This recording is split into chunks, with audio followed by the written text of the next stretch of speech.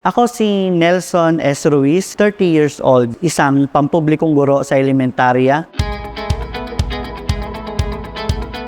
Bilang isang guro, kailangan natin lagi tayong alerto, lalo na sa umaga. Kasi yan ang ating umpisa ng ating klase. Bilang isang guro, nakakapagod.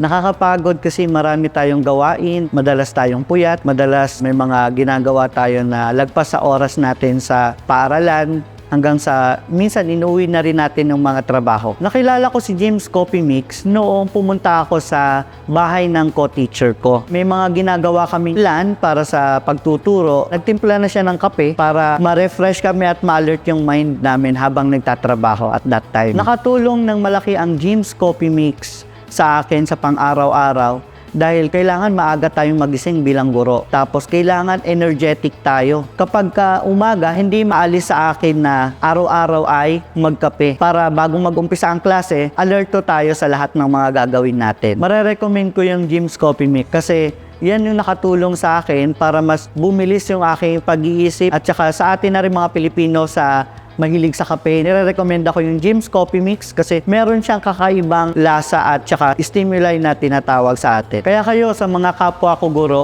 uminom na rin kayo ng James Coffee Mix. Malaking tulong ito lalo na sa atin, lalo na pag madalas tayong magpuyat dahil sa trabaho at tuwing umaga na rin bago mag-umpisa ang klase.